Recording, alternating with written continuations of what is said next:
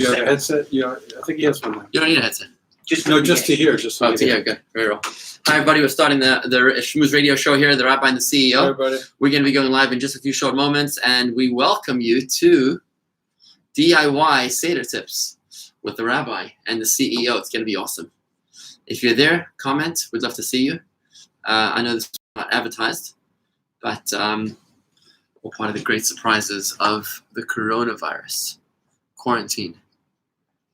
Okay, welcome to our viewers on YouTube, and welcome to viewers on Facebook. Great stuff. We're about to go live in just a few short minutes with How to Do Seder at Home. Mitch, you ready? I've never been more ready. Have you ever done this before, Seder at home by yourself? No, that's why we This have is like to the do first this. time ever. Everybody's doing it by themselves. Big deal, man. Big deal. Probably very few families are getting together.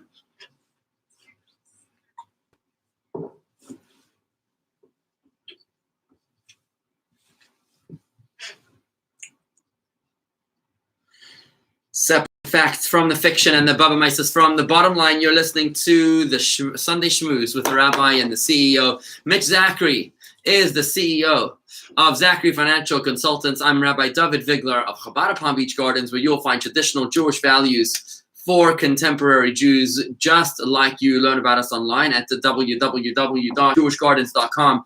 That's www.thejewishgardens.com, and connect with us during this very interesting time of quarantine with our live virtual Torah study sessions and social community sessions, all taking place on Facebook Live and on YouTube Live. You'll find that at youtube.com/Jewish Gardens. That's youtube.com/Jewish Gardens, as well as on Facebook at facebook.com/Jewish Gardens. Remember to like our page and to share our page with your friends so that we can spread the goodness, spread the good spirit, the positive energy, spread the holiness of Torah and mitzvahs during this dark time of quarantine. Good morning, Mitch. How are you? Good morning, Rabbi. I hope all of our listeners are hunkered down. I hope the reality is set in. I know a lot of people were in denial. A lot of people thought this would just pass, and now we know it's very serious.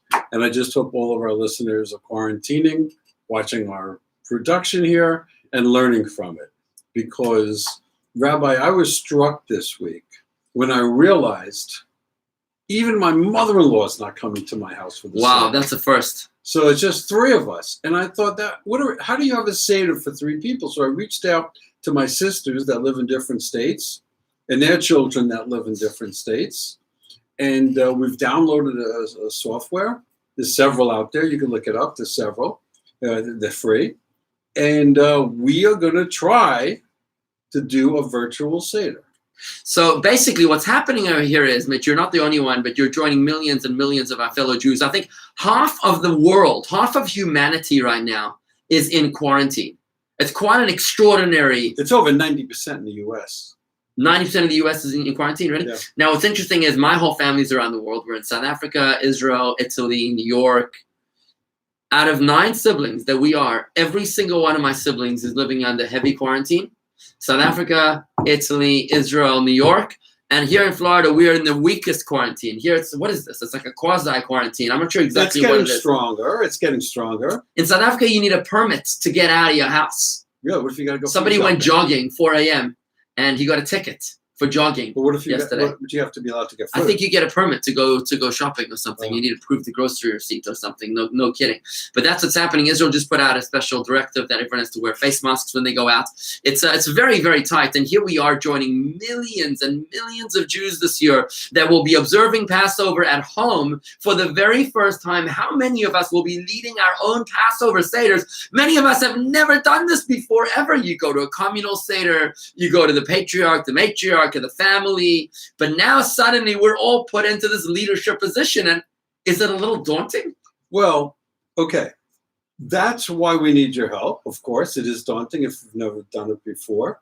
In past years, you and I have discussed the benefit of having an up-to-date Haggadah, not Right. the old one with the stains on it. Although the stains are useful, as we've discussed, because it tells you what to do when.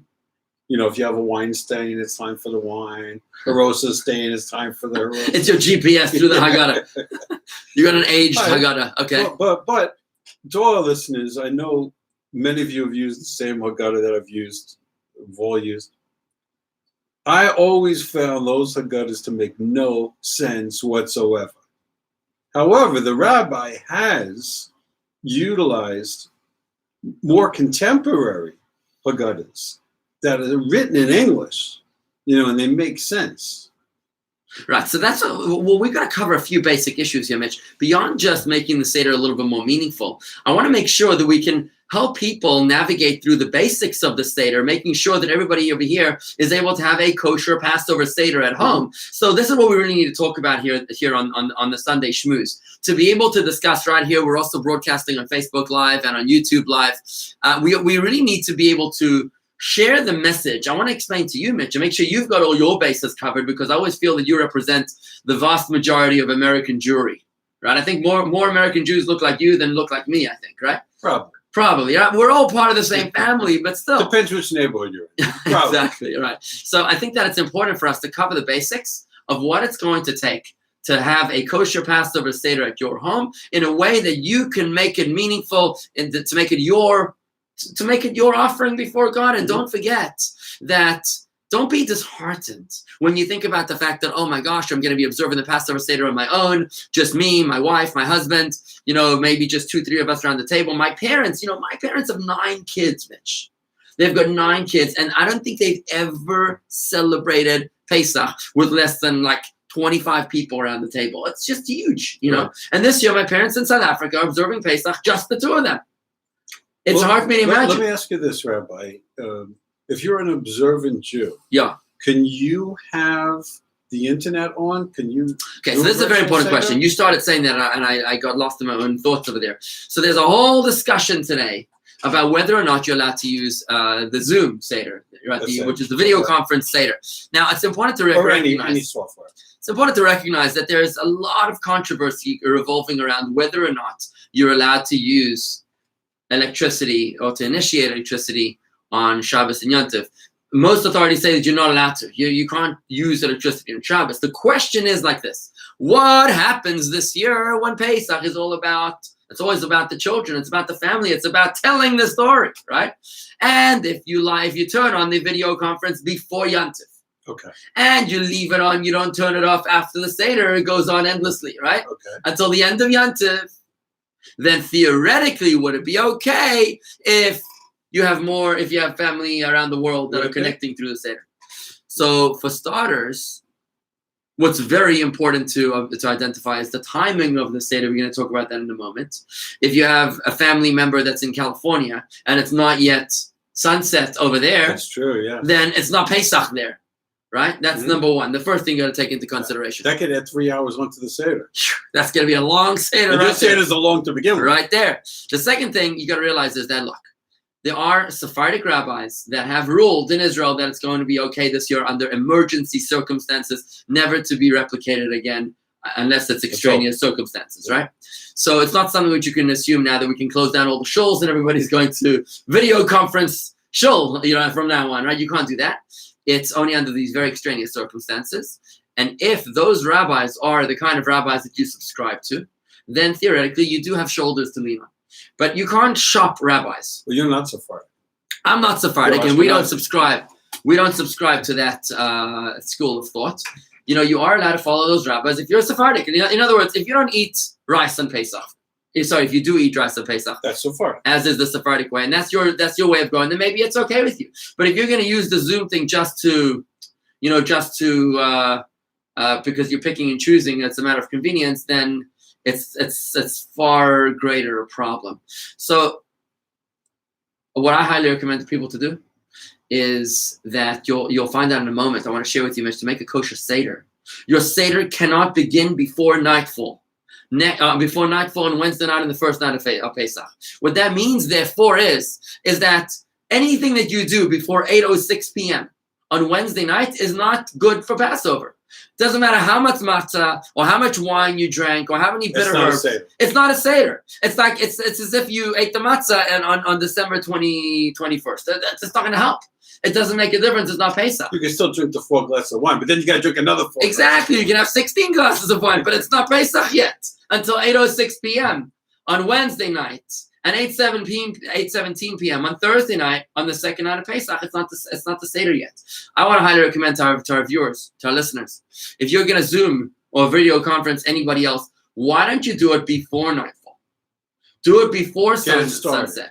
Start the Seder, talk about it, sing the songs, go through the motions, have everybody present what they learned in school or something, get engaged with the kids. Do that before. Eat a little something. Do whatever you need to do before. You don't have to not eat. The grandkids are not eating at 8:15, right? You know that they're going to be eating 5 o'clock. So why don't you do a 5 o'clock Zoom Seder, right? Do like a mock Seder. Okay.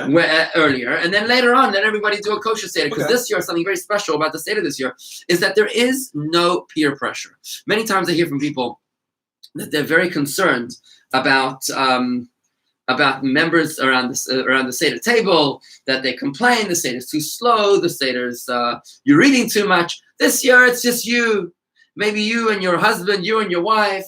There's nobody else to kvetch and to groan and to moan and to complain. So this year, you can do a leisurely Seder. You could go and you could do it properly. Now, let's go through. So you're okay with that, right? No, I just want to make a comment. Okay. So, as I said before, I was faced with that situation, just 3 of us, which we used to have 25 people at one point, on each of the 2 nights, different people.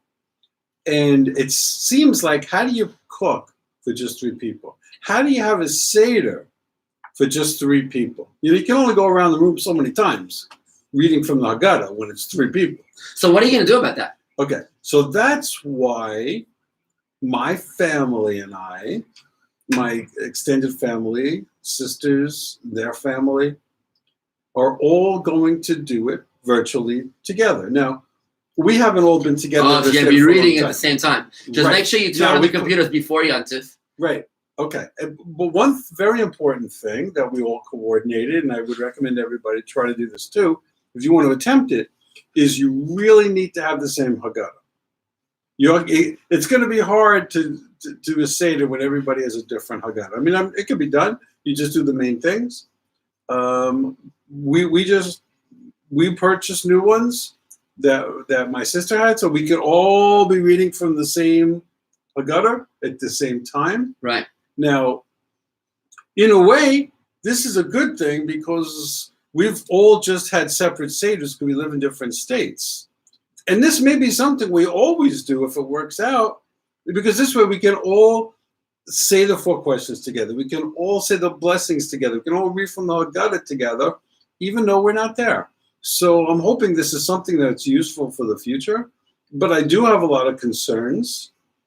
First of all, and I know everybody's a different experience. Their childhood experience at Seders, their adult, later in life. And some people insist, you do like yourself, that you should do the whole Haggadah. And that's fine. The problem is you have people that kvetch, and they want to have it, they just want to eat. And they want you to get going with the Seder so they can start to eat. Now, obviously, that kind of kvetching doesn't much matter now because they want to eat, they can eat. Everybody could do it at their own pace. The trick, though, is to have the Seder, and I think it's important, Rabbi, to define everybody's expectations as to how long you're going to go, maybe what you're going to cover. Because now, instead of one kitchen, you have multiple kitchens. And I think it's important to organize anybody that's going to participate, how much time they wanted the Seder to be, when the food's going to be ready. So at least this way, you can have, in our case, for example, we're going to go no longer than 30 minutes. Okay? Okay. So everybody knows if we start at this time, we go no longer than 30 minutes, everybody can have the food ready, the meal ready after that time. Okay. So I think the first step is to get organized. And of course, everybody, whatever software you're using, everybody should play around with the software first. Make sure you're comfortable with it, you've downloaded it. Now, the next question comes in, though I haven't figured out yet, maybe you can give me some guidance, is do you think it matters if everybody's connected Or if it's just 3 or 4 people somewhere, you think you could have one FaceTime, one, and then you pass it around. You mean the computer? Yeah. Mitch, it's not my thing because I'm not a big fan of using. Well, none of us, Rabbi, none of us. No, but I'm saying I'm not even a before. big fan of allowing it in the first place. You can't really ask my opinion on that because I'm not really endorsing the product altogether. Well, no, you're having a real Seder. Of course, having a real Seder in live. I mean, whoever's there is there. Whoever's not is going to do their own Seder. This is how we did it in Egypt 3,332 years ago. Right. Everybody was in their own homes. Whoever was there was there. Whoever's next door is next door. Bam. You know what? We're going to have to actually communicate with each other. And for us, it's a gift. You know what? All week long, we lack eye contact. All week long, we're staring into these blank screens, into this Gorilla Glass, right? We walk around like monkeys staring into the Gorilla Glass because we're not really able to communicate with each other. Sometimes I want to tell people, do you mind if I put your iPhone on my forehead so I can actually look at you when you're talking to me, right? So here we have an opportunity to just talk to the people around the table. And you know what? If it's one person, talk to one person. What's the big deal? Why is that so traumatic for us to just talk to the other person around the table? Do you know what I'm saying? That's how I see it. I mean, look, easy for me. I got 8 kids. Yeah, you have a family of 10 just to start. But Mitch, I want to walk you through this about how are you gonna squeeze the Seder into 30 minutes? I want to make sure we got to cover the basics covered. Okay, right? let's talk about that. Let's talk about that because I think it's very realistic for a lot of people. I think a lot of people are going to be doing just that. To be trying to squeeze the Seder into about 30 minutes time, just like you said. So let's talk about what you need to do to keep it kosher, to make the Seders kosher, right? To do everything you need to do. So what are the basics? What are the basics? The basics are like First this. of all, can you accept that some people will not do the whole Haggadah? Yeah, for sure. Okay. Remember what the mitzvah of the Seder night is. The word Haggadah means to tell the story. It's a narrative. You're supposed to retell the story. Now, what that means is tell the story of the Exodus. The Haggadah is a really nice template to start the conversation, but by all means, it doesn't end the conversation. Remember the story in the Haggadah about the 5 rabbis that were up all night till morning? Right. They weren't reading slowly. They were discussing the Haggadah. And the questions you want to be asking each other around the table is, why do we intelligent, sophisticated people need to be reading a story that happened thousands of years ago? Right? You have to ask yourself, what bondage am I struggling with that I need to be freed from, right? So they were freed out of their slavery in Egypt. Well, what am I struggling with? You can ask yourself a question, what have we advanced since last year's Pesach? So last year's Pesach, we broke out of our bondage. And I've spoken about this many times before, about how Egypt actually means limitations or addictions or problems, and how we need to break free from our struggles, our demons, from our skeletons, yes, from our attachments and our illnesses, right? We need to break free. So how far have we come in the past 12 months? Is this year's Pesach recognizably different from a previous year's Pesach? That's the kind of questions that we want to be asking ourselves around the table. And sometimes maybe you want to take advantage of sitting by yourself. Many of our listeners are going to be observing Passover all on their own. And maybe you want to be asking yourself that question. Have I justified the past 12 months? Have I truly reinvented myself since breaking free from my Egypt last Pesach that I can justify having another Pesach this year? You see what I'm saying? Mm-hmm. And one of my favorite questions is, what is my biggest obstacle right now from reaching my dreams? What's my Egypt? What's my Pharaoh? What's my blockage? You know, and that's a really interesting discussion to have, especially if it's a smaller crowd and people that are very close with you, let's say your spouse. That's a really interesting question to have with your spouse. You can even ask yourself this question. What's it going to take to make our marriage, which is good, into an excellent marriage? Right? What's blocking that from happening?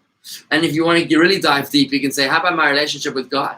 What's going to take my relationship with my kids, by the way, too? What's going to take my relationship with my kids to the next level? And how about my relationship with my God to the next level? What can we do to reinvent that, to truly break free of our Egypt? And that's going to make for some fascinating discussion. And to me, Mitch, I think it's a shanda to put that into 30 minutes. Such a fascinating conversation. Why would you want to put a time limit on such a thing? You follow what I'm saying?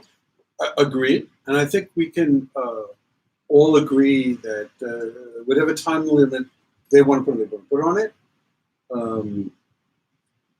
you, and I've enjoyed many of your Seders. However, they do go pretty long. We're not shy on the timing. Right. You enjoy it. and I'm sure many of our listeners the same. You enjoy having the family together, especially if there's children, and, you do a prolonged Seder. My point is, it's important if you're doing it virtually, because you have to coordinate all these different kitchens. Whatever that time amount is, you should all agree on it so that the women know. Can't you just keep it on warm or something until you're ready? Can't we do that? I mean, that's the problem. We have to serve it at the exact same instant. Rabbi, we're not just serving cholent, okay? This is a full meal. Listen, multiple courses. By the way, I know your experience in the kitchen may not be that great, but believe me, but Mitch, the women need some guidance as to when to have the food ready. But my challenge to you, Mitch, as I've challenged you in the past, is to make the Seder more meaningful by really making the conversation modern and relevant. I've said to you in the past that don't read the Haggadah only in the past tense, read it in the present tense, right? But in order to do that, Rabbi, I think, and I love it, and we've tried that, and it's Does very it work? good. It works. It works. It works better, though, when you're only dealing with one kitchen and one family. Okay? So maybe drop the Zoom idea altogether. Well, I'm saying in my case, it's just three of us. Good. What's wrong with that? Well, we see each other all the time. The question is, do you really communicate effectively all the time? I don't know if it's effective. That's the I don't know if meaning. it's effective. But Mitch, that's you know the what? meaning Every of the family Haggadah. has their own way of communicating. Of course. But my point is that the meaning of Haggadah is to tell the story, is to be able to communicate. And as Jewish people, when we transmit education, we don't just send our kids off to a public school and expect to transmit the information to be downloaded into their minds, and we subcontract education. We don't do that. Education in our people's legacy and heritage happens around our kitchen tables, and it's not just a story that we tell, it's a story that we taste. We taste it in the tears of the bitter of this salt water. We taste it in the bitter herbs. We taste it in the matzah, and we taste it in the wine, and we feel it in the reclining, and we feel it in the stories and in the songs. It's not just a talk that we talk, it's a walk that we walk, and that's how we transmit the continuity. That's how we pass the torch over to the next generation. Mm-hmm. It all happens through the experiences of the Seder, and it's so tragic, that Moses, who was probably the greatest leader our people have ever known in the history of our people, his own two sons were nothing to be proud of. Right. They abandoned his legacy, and the reason is Moses, who inspired millions and millions and millions of people, he couldn't inspire his own two sons. You know why, right? No, why? I thought you knew. Because they were not slaves in Egypt. They were sequestered elsewhere. Oh, that's right. They were in a place called Midian, right, with their grandfather, with Jethro and their mother, Tzipporah. And they weren't privy. They didn't actually experience the pain which led to the pleasure of redemption. So they couldn't really identify with what it meant to be a Jew.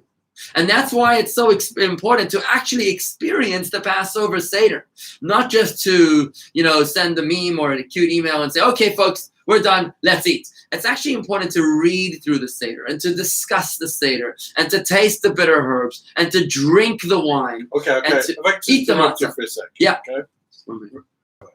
Not all parts of the Haggadah are created equal. Okay. All right? Okay. There's some key parts there, and in the next half hour, I think it's important for our listeners to hear you say, okay, this is the most important parts. Let's do that. We're going to do that. Yeah, we're going to separate between the essential and everything else. We're going to do a DIY Seder. Thank you. In just a few short minutes after this brief commercial break. We will be talking about what are the essentials, what are the most important things that you have to make sure that you cover at your Passover Seder. I just want to mention to you that before the Seder, you really want to make sure that you get rid of your chametz, of your leavened bread products. And the way that you do that is, first of all, by cleaning up your house and putting away in a cabinet any bread and bread products and pasta and anything that comes from the 5 grains, wheat, barley, spelt, oats, and rye. All of that is absolutely prohibited to be in your possession and certainly not to be eaten on the 8 days of Pesach, starting from Wednesday night for 8 days. And the way to get rid of it, first of all, you put it away in a cupboard, but then you've got to sell it to a Gentile. And the way to do that, it's not in your possession during the Passover days. You go online to jewishgardens.com/set me free. That's jewishgardens.com Set Me Free, where you can fill out a very simple form, and we will make sure that you do not actually own the chametz, the prohibited possessions, to be in your possession on Pesach. JewishGardens.com /Set Me Free to sell your chametz, to be able to truly experience liberation and freedom of our souls on this Passover night, on Wednesday night. We'll be right back with more about your DIY Seder essentials coming up right after this. Don't go away. All right, folks, I wonder what happened to our Facebook feed. I don't think the Facebook feed went through. Let's see.